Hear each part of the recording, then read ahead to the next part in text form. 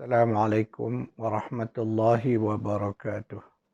A'udzu billahi minasyaitonir rajim. Bismillahirrahmanirrahim. Innal hamdalillah nahmaduhu wa nasta'inu wa nastaghfiruh wa na'udzu billahi min syururi anfusina wa min sayyiati a'malina. Man yahdihillahu fala mudilla lahu wa man yudlilhu fala hadiya lahu. Asyhadu an la ilaha illallah wahdahu la syarika lah wa asyhadu anna Muhammadan abduhu wa rasuluh.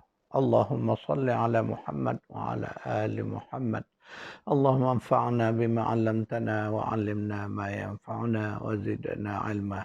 Subhanaka la 'ilma lana illa ma 'allamtana innaka antal alimul hakim. Allahumma amin. Alhamdulillah, syukran lillah.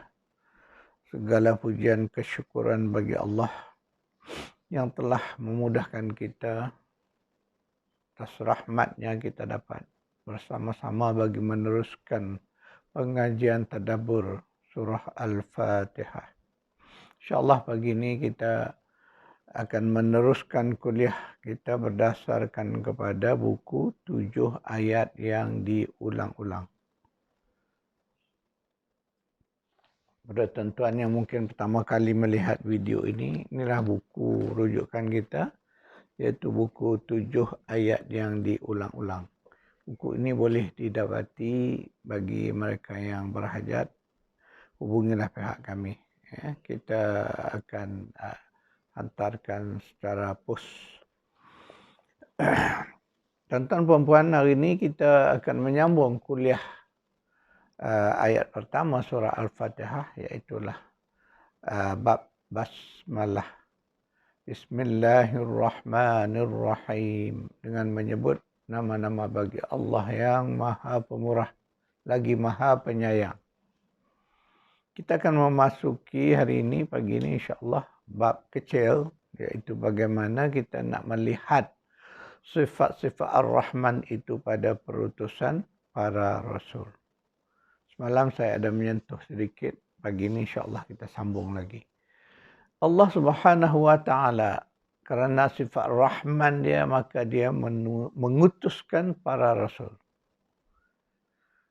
Semua rasul diutuskan sejak daripada Nabi Adam alaihissalam mengikut zamannya.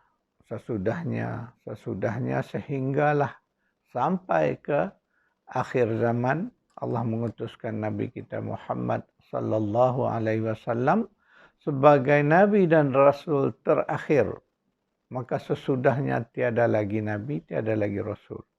Itulah penamat khataman Nabi. Maknanya Nabi kita sallallahu alaihi wasallam adalah Rasul terakhir.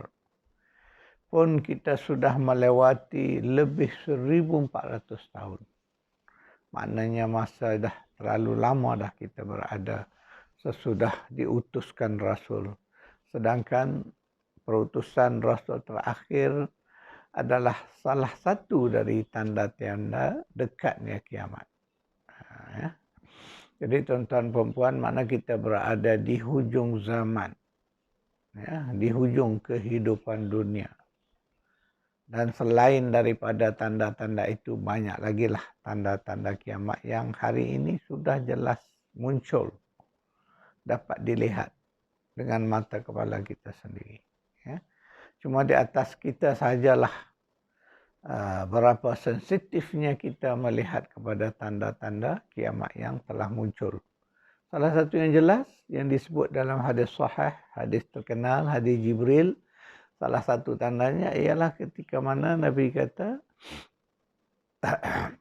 orang-orang yang tinggal di padang pasir berkaki ayam, hari ini dia muncul berebut-rebut nak membina bangunan tinggi. Dan itu sekarang terjadi di negara-negara Arab. Mereka ini asalnya orang Badui yang tinggal di padang pasir. Hari ini mereka berjaya menjadi kaya raya dengan sumber alam, minyak dan sebagainya. Maka mereka lah menjadi golongan yang berebut-rebut, berlawan-lawan untuk bersaing membina bangunan paling tinggi di dunia. Dan hari ini ternyata jelas bangunan yang tertinggi dunia berada di Dubai. Burj Al Khalifah. Dalam waktu yang sama sekarang ini, Saudi sedang membina bangunan yang akan lebih tinggi daripada Burj Al Khalifah di Dubai. Jadi itu tanda kiamat yang dapat dilihat dengan mata kepala kita. Jadi sebab itu tuan-tuan perempuan, saya menyebut ni sekadar mengingatkan, jangan kita lupa, jangan kita alpa bahawa kita berada di hujung zaman. Tidak dapat dinafikan, ini fakta. Jadi beringatlah, bagi kita yang beriman, bagi kita yang mesti ada rasa sensitivity, terutama lagi dengan berbagai ujian duga yang tak pernah terfikir oleh kita hari ini. Allah kirimkan virus yang sekecil corona itu untuk ujian kepada kita dan untuk memberi peringatan kepada kita. Jadi ambillah pengajaran, ambillah itu sebagai pesanan-pesanan Allah. InsyaAllah kita sambung lagi bagaimana kita nak melihat rahmannya Allah itu. Allah utuskan Rasul. Dan kita pun dah dapat Rasul yang terakhir. Walaupun kita tak dapat bertemu dengan Nabi SAW. Tetapi kita ditinggalkan ya, khazanah yang berharga oleh Nabi SAW, iaitu Al-Quran dan Sunnahnya. Jadi itu dua benda berharga yang Nabi pernah sebut bahawa kita tidak akan sesat selama-lamanya selama mana kita berpegang teguh kepada dua ini, iaitu Al-Quran dan Sunnah. Jadi insyaAllah jadikanlah itu pegangan kita.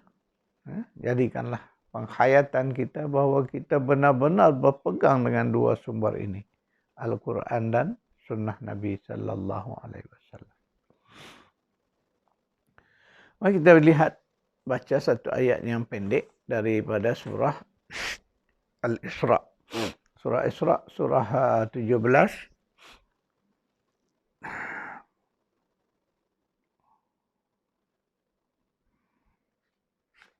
Ayat 15.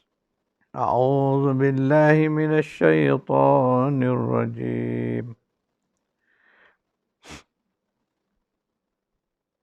Man ihtada fa innama yahtadi li nafsihi wa man dhalla fa innama yudhillu 'alayha wa la taziru waziratun wizra ukhra. وَمَا كُنَّا مُعَذِّبِينَ حَتَّى نَبْعَثَ رَسُولًا. Sesiapa yang beroleh hidayah, sesungguhnya faedah petunjuk yang didapatinya itu hanya untuk dirinya sendiri. Dan sesiapa yang sesat, maka sesungguhnya kesan buruk kesesatannya hanya ditanggung oleh dirinya juga. وَلَا تَزِرُ وَازِرَةٌ وِزْرَ أُخْرَى. Dan seseorang yang boleh memikul tidak akan memikul dosa perbuatan orang lain. Dan tiadalah kami mengazabkan sesiapa pun sebelum kami mengutuskan seorang Rasul untuk menerangkan yang benar dan yang salah. Apa yang saya nak highlightkan ialah frasa akhir daripada ayat yang saya baca tadi, iaitu وَمَا كُنَّا مُعَذِّبِينَ حَتَّى نَبْعَثَ رَسُولًا. Dan sekali-kali kami tidak mengazab sesuatu kaum melainkan setelah kami utuskan kepada mereka seorang Rasul. Ini janji Allah, dan janji Allah ni Allah tepati. Tapi nak melihatnya maka kita kena mengimbau kembali sejarah sirah yang Allah paparkan di dalam Al-Quran. Ini janji Allah, maknanya Allah tak akan mengazab sesuatu kaum melainkan setelah diutuskan Rasul kepada kaum itu, lalu kaum itu ingkar, mendustakan para Rasul itu, maka saat itu barulah Allah turunkan seksaannya.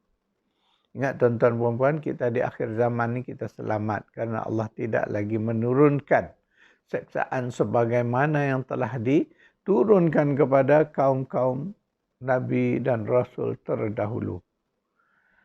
Jadi kalau kita melihat sejarah, Al-Quran banyak menyebut kisah bagaimana kaum-kaum yang menderhaka kepada Allah ini diseksa semasa di dunia.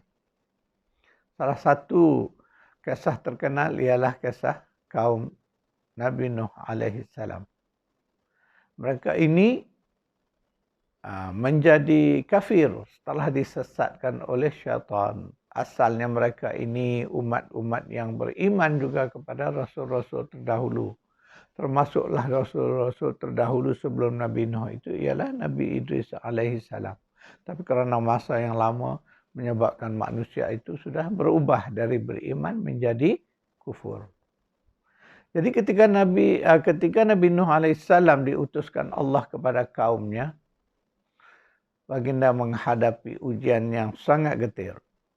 Selama 950 tahun Nabi Nuh alaihi salam berdakwah, hanya beberapa puluh orang sahaja yang beriman kepadanya. Sedangkan umatnya yang lain kufur, ingkar, malah menentang, menghina dan mendustakan Nabi Nuh alaihi salam. Lihat, ini janji Allah. Sebab itu Allah kata, dia tidak akan menurunkan azab melainkan setelah diutuskan Rasul. Jadi kaum Nuh ni Allah utuskan Nabi Nuh alaihi salam sebagai Rasul untuk mengingatkan mereka, mengajak mereka kepada iman. Tapi apakah hasilnya? Itulah yang disebut selama tempoh 950 tahun Nabi Nuh alaihi salam berdakwah. Sedikit sangat yang beriman. Sedangkan yang selebihnya kaum dia adalah kekal kufur, tak mau beriman. Di saat itulah baru Allah turunkan seksaannya ke atas mereka. Semua orang pernah mendengar dan tahu kisah ini, bagaimana Allah turunkan azab dalam bentuk banjir besar di zaman Nabi Nuh alaihissalam. Langit menurunkan air yang tidak berhenti-henti, hujan yang lebat, bumi mengeluarkan mata airnya, sehinggalah tenggelam semua kecualilah bahtera Nabi Nuh.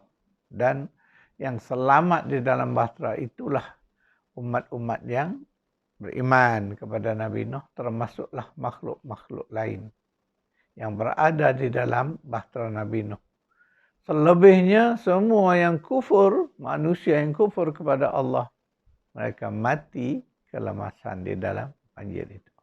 Itu satu contoh bagaimana Allah menegaskan janji dia bahawa dia tidak akan menyeksa sesuatu kaum melainkan sesudah diutus Rasul. Di situlah rahmat kasih sayang Allah. Allah bersikap adil. Allah turunkan Rasul, bawakan kitab-kitab untuk menjelaskan kebenaran dan untuk menjelaskan yang mana batil. Tetapi ketika mana sesuatu kaum itu tidak mau beriman kepada Rasul yang diutuskan, sebaliknya mereka mendustakan Rasul itu, menentang Rasul-Rasul ini, saat itu Allah akan turunkan siksaan. Setelah kaum Nuh, datang pula kaum Ad. Kaum Ad ini adalah kaum Nabi Hud alaihi salam. Sama juga Allah utuskan Nabi Hud alaihi salam untuk berdakwah kepada kaum Ad. Tetapi kaum Ad menolak mereka, maka Allah turunkan siksaan juga. Demikian jugalah yang terjadi kepada kaum Samud. Kaum Samud adalah kaum Nabi Saleh alaihi salam. Allah utuskan Nabi Saleh alaihi salam kepada kaumnya untuk berdakwah. Setelah sekian lama baginda berdakwah, kaumnya tetap mendustakan baginda. Mereka meminta berbagai-bagai permintaan. Akhirnya Allah turunkan mukjizat, diberi mereka ini seekor unta betina. Akhirnya unta ini dibunuh, maka tidak lama setelah itu Allah turunkan siksaan yang menghabiskan semua kaum Samud ini. Sedangkan mereka sebelumnya adalah kaum yang kuat, gagah, punya kemahiran teknologi tinggi, boleh membuat rumah di dalam batu-batu gua. Ini kehebatan kaum Samud. Kemudian mereka bangsa yang berjaya. Tetapi ketika mana mereka menantang Allah, menantang Rasul, maka saat itu Allah menurunkan siksaan. Maka mereka akan menjadi salah satu kaum yang lenyap dari muka bumi. Hanya yang ada hari ini adalah tinggalan-tinggalan mereka untuk dijadikan ibrah pengajaran kepada kaum-kaum yang datang sesudahnya. Sesudah Samud, datang pula kaum Lut. Allah utuskan Nabi Lut alaihissalam kepada kaumnya untuk memperbaiki akhlak mereka yang sangat rosak. Sebaliknya, kaumnya tidak dapat menerima apa yang didakwahkan oleh Nabi Lut alaihissalam. Mereka tetap dengan akhlak buruk, termasuklah aktiviti LGBT mereka, homoseksual mereka. Akhirnya Allah utuskan malaikat untuk menyelamatkan Nabi Lut alaihissalam dan ahli keluarganya yang beriman. Maka keluarlah di waktu subuh, mereka keluar. Di saat itulah Allah turunkan seksaan yang sangat dahsyat kepada kaum Lut. Mereka ditimpa dengan batu-batu berapi dari langit. Kemudian bumi diterbalikkan dan mereka terbenam jauh ke dasar bumi. Itulah dahsyatnya seksaan yang dikenakan ke atas kaum Lut yang ingkar kepada Nabi Lut alaihissalam. Setelah Allah utuskan Nabi Lut berdakwah, tapi mereka menolak, maka saat itu baru turunnya azab. Kan sama janji Allah itu. Sesudahnya Nabi Shu'aib alaihissalam sama juga. Baginda berdakwah kepada kaumnya tetapi kaumnya menentang. Akhirnya Allah turunkan azab berupa guntur suara petir yang menyambar mereka, menyebabkan semuanya mati bergelimpangan. Demikianlah janji Allah bahawa Allah tak akan menyeksa sesuatu kaum melainkan sesudah diutuskan para rasul kepada mereka. Ketika mana mereka menentang rasul ini dan mereka mendustakan rasul-rasul ini, saat itulah Allah turunkan azab kepada mereka. Itulah antara kisah-kisah kaum yang telah lenyap dari muka bumi, kaum-kaum yang telah diseksa Allah di dunia lagi. Ya. Untuk Al-Quran kisahkan mereka ini untuk kita baca, untuk kita faham, untuk kita ambil ibrah daripadanya. Bahawa menentang Rasul ini adalah satu perbuatan derhaka, satu perbuatan yang boleh mendatangkan azab Allah Subhanahu wa taala. Kita hari ini umat akhir zaman, kita tidak lagi diuji dengan seksaan-seksaan seperti yang telah berlaku kepada kaum-kaum lain. Tetapi ingat tuan-tuan perempuan, kita tetap diperingatkan Allah melalui pelbagai kejadian dan peristiwa. Jangan lupa, walaupun dia tidak merupakan azab. Kerana azab Allah ini ketika mana ia terjadi, tidak ada yang tinggal. Semua akan habis, mati. Hari ini kita melihat ujian banyak berlaku. Allah mengingatkan dengan pelbagai musibah, antaranya gempa bumi yang menenggelamkan rumah dan manusia sendiri.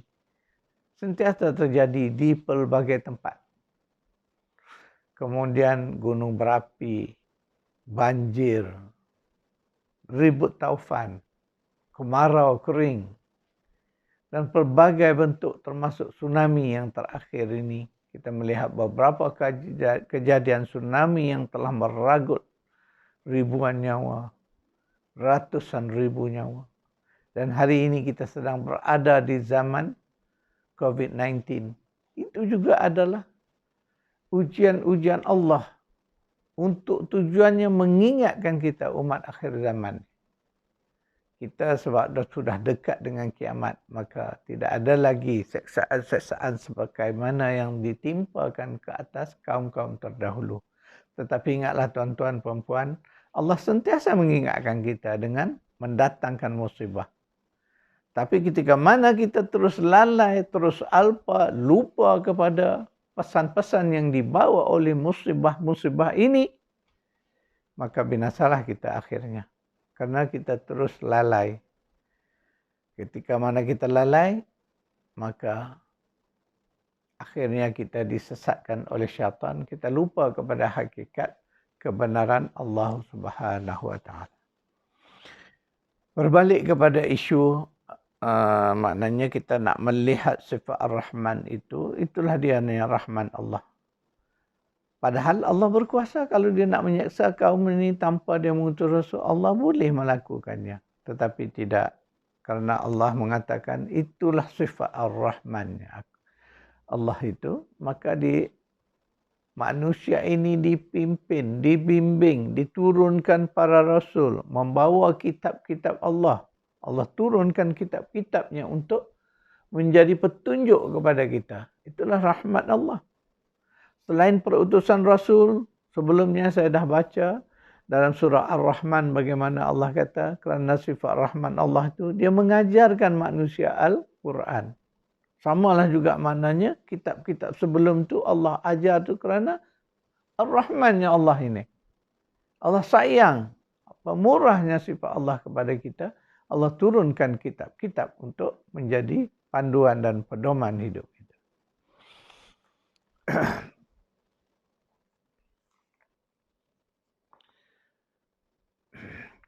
Selain dari itu kita melihat ketika Allah menurunkan kitab.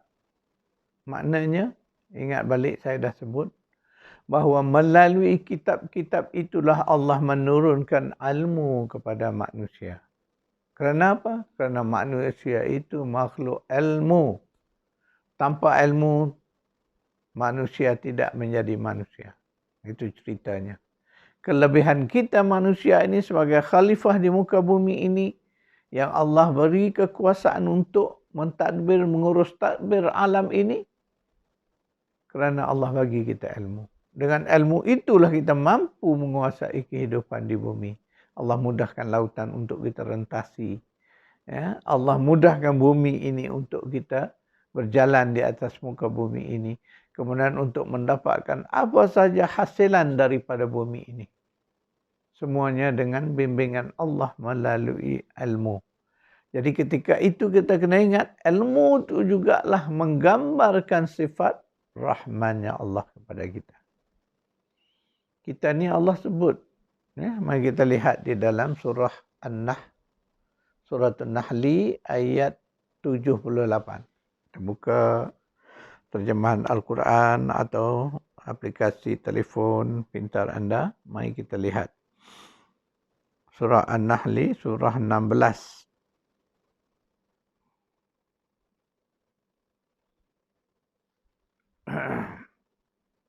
Ayat 78. A'udzu billahi minasy syaithanir rajim. Wallahu akhrajakum min butuni ummahatikum la ta'lamuna syai'an wa ja'ala lakumus sam'a wal absara wal af'idah la'allakum tashkurun. Dan Allah telah mengeluarkan kamu daripada perut ibu-ibu kamu dalam keadaan kamu tidak mengetahui sesuatu pun.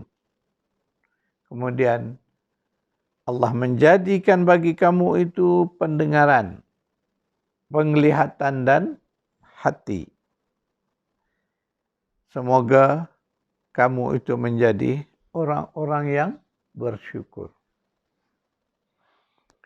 Ayat 16, surah 16 ayat 78 ini Allah nak bagi tahu kita bahawa kita ni siapa sebenarnya ketika kita dilahirkan oleh ibu kita ke dunia.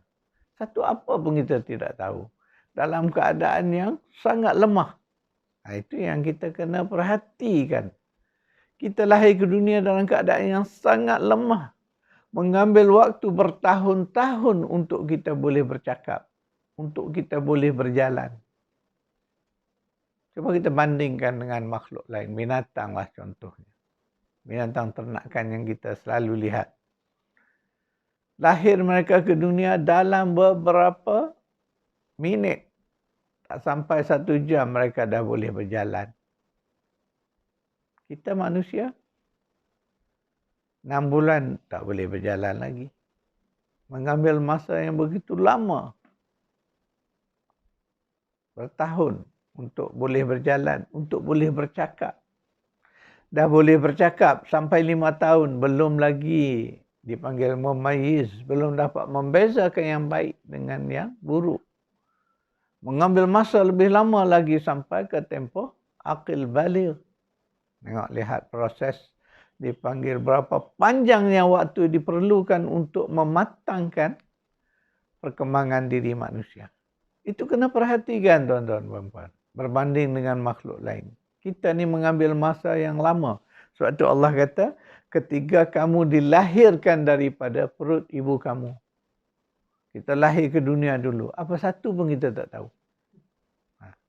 Sebab dalam kajian psikologi kanak-kanak kita melihat perkembangan usia manusia ini mengambil tempoh waktu yang lama. Sebab itu Islam menentukan tempoh mumayyiz itu sekitar 5 tahun. Baru dapat membeza yang mana baik, yang mana yang buruk. Bermakna kanak-kanak di bawah umur itu dia tak tahu yang mana baik. Sebab itu hukum tanggungjawab taklif pada dia belum ada. Ketika itu dia hanya berkembang dengan bawah sedar, minda bawah sedar, akal bawah sedar dia saja yang ada, hati dia, tetapi akal dia belum berkembang. Jadi perkembangan akal memasuki usia dipanggil aqil baligh. Di situ baru mereka ni akal dah boleh berfikir sebagaimana orang dewasa. Lihat berapa tahun tempoh yang diambil untuk datangnya ilmu pada kita. Di peringkat awal kita hanya ada hati untuk mengingat, tetapi kemampuan berfikir belum ada. Perkembangan fikiran manusia bermula di sekitar 7 tahun. Itulah tempoh seseorang kanak-kanak mula masuk ke sekolah. Begitu menurut kajian psikologi pendidikan. Perkembangan fikiran manusia itu baru bermula. Waktu di situ baru dia boleh berfikir.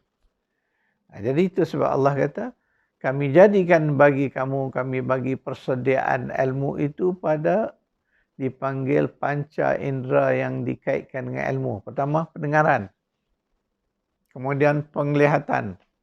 Ketiga, hati. Afidah. Afidah ini lafaz mufradnya fuad. Hati. Dulu saya pernah sebut dah.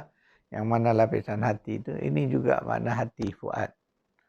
Jadi di fuad inilah berlakunya proses pemahaman.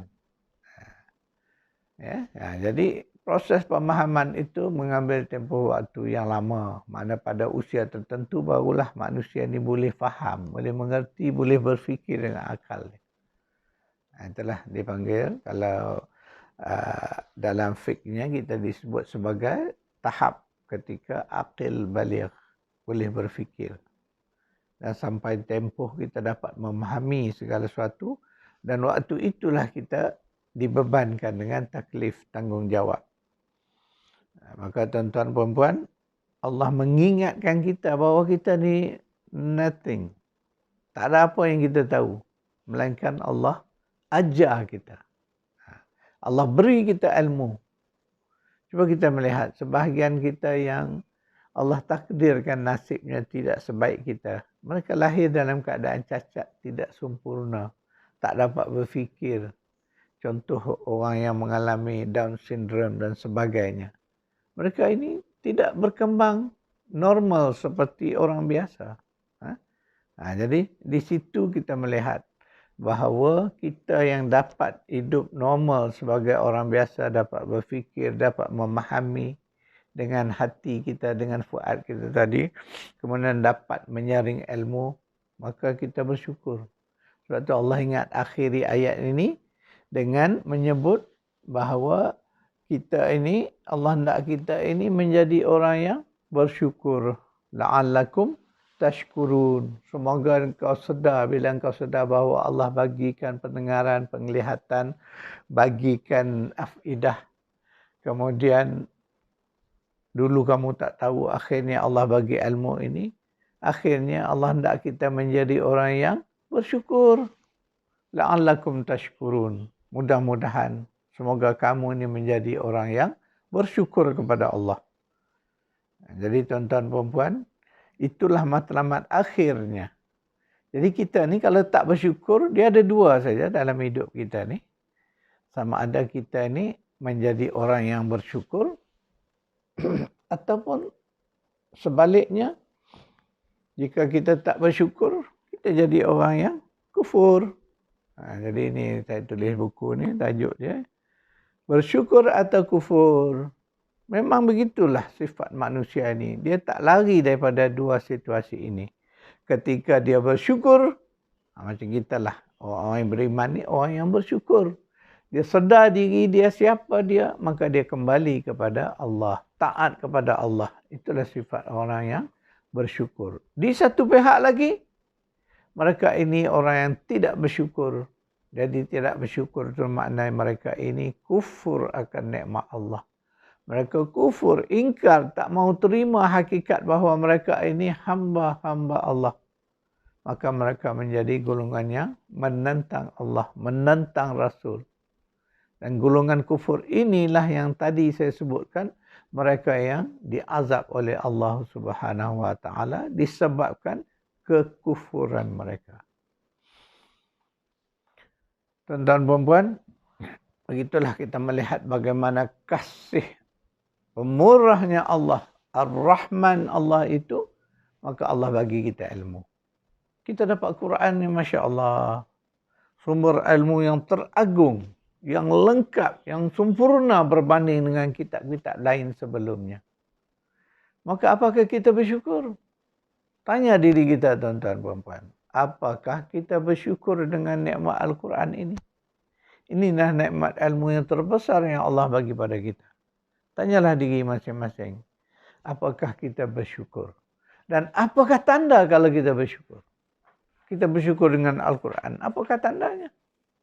Tentulah tandanya kita menyintai Al-Quran.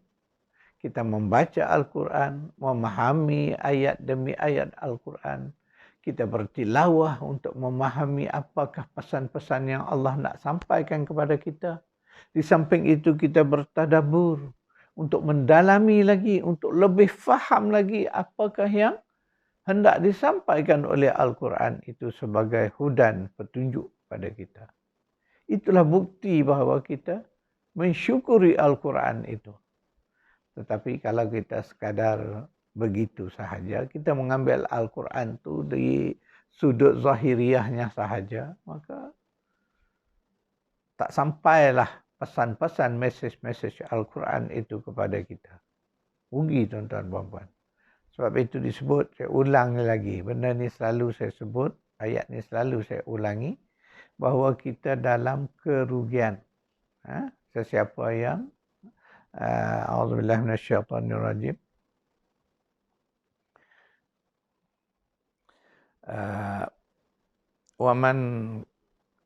waman yakfur bihi faulaika humul khasirun.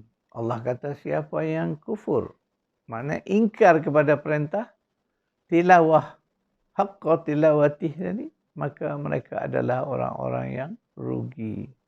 Mereka dapat kitab tapi tak bertilawah dengan benar-benar tilawah. Allah sebut, maka sesiapa yang ingkar kepada perintah bertilawah itu, maka mereka adalah orang-orang yang rugi. Ayat Baqarah 121. Ayat yang selalu saya ulang-ulang. Kerana ayat ini sangat terkesan kepada diri kita. Sebab kita tidak serius bertilawah Al-Quran sehingga kita dapat memahami seluruh isi Al-Quran sehingga meningkatnya. Maknanya meningkat iman kita kepadanya. Maka di saat itu kita rugi. Jadi itulah sebagai bukti bahawa kita benar-benar bersyukur di atas nikmat Al-Quran, maka Al-Quran itu hendaklah kita baca secara qiraah, tilawah, tadabbur. Sesudah itu dah faham, barulah kita beramal dengan Al-Quran, iaitu menghayati seluruh isi kandungan Al-Quran. Dan itulah makna penghayatan Al-Quran. Sebab Al-Quran ini tidak dihayati, barulah Al-Quran ini membekas ke atas diri kita, ke atas jiwa kita, ke atas hati kita, yang akhirnya dizahirkan ke dalam amalan. Maka terjadilah proses beramal dengan Al-Quran. Ingat tuan-tuan dan puan, Al-Quran itu bukan sekadar untuk dibaca, sekadar untuk disanjung, dipuji. ataupun untuk dinyanyi dalam lagu yang indah. Tetapi Al-Quran itu adalah untuk dihayati, diterjemahkan ke dalam kehidupan kita dalam bentuk amal. Itulah amal soleh. Dan segala amal soleh yang kita lakukan dengan sungguh-sungguh, itulah yang menjadi jihad. Proses kita mudah. Mana saya akan buat catatan sedikit.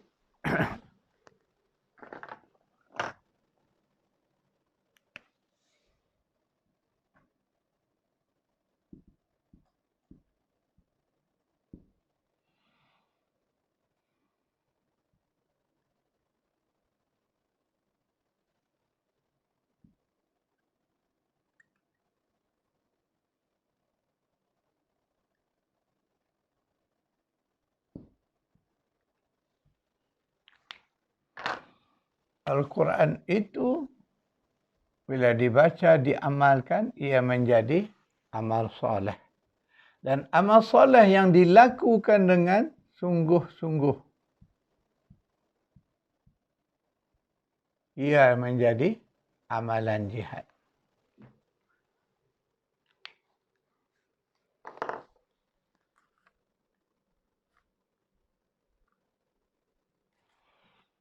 Sekadar itu dulu tuan-tuan puan-puan kuliah kita pagi ini. Saya akan buat nota sedikit.